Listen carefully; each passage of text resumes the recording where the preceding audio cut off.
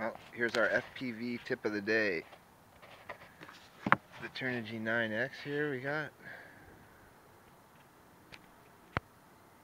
And I bought a cable. This coax cable here is coming out of the UHF unit at the back now, running up, gentle bend, and into the antenna now mounted here. Now you can see all this. This is the 1mm foam that I'm using to hold everything together, and this is really solid. I'll show you in a second how solid it is. But the tip of the day is this is off a zipper, off a large zipper, and I bent it here. So the small hole of the zipper that goes around the zipper itself is here, and the large hole that you would grab onto or attach something to is here. And basically I bent it back. It's quite stiff metal. It wasn't a cheap zipper, it was a good one. So it wasn't white metal, it didn't break when I bent it. And then I put the coax header through here, and I put the nut down so that here we have the ability to take it off without moving it, and we can take the antenna off, but I like to leave it on because in case the transmitter gets turned on while being stored, it would destroy the transmitter, the UHF chainlink on the back. So we want to leave a attenuator on or an antenna of some sort. But the reason I did this was because before the antenna was coming out straight,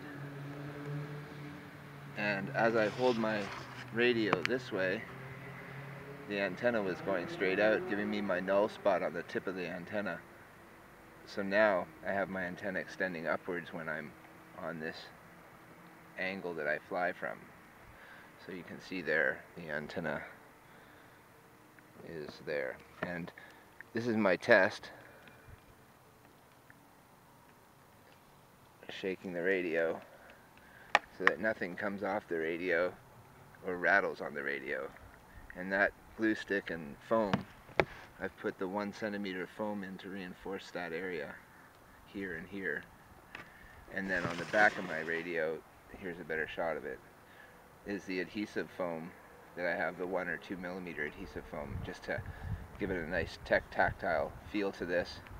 And my oversized Turnigy batteries in the bottom here, so it covers up that pretty well, and I have my charger here.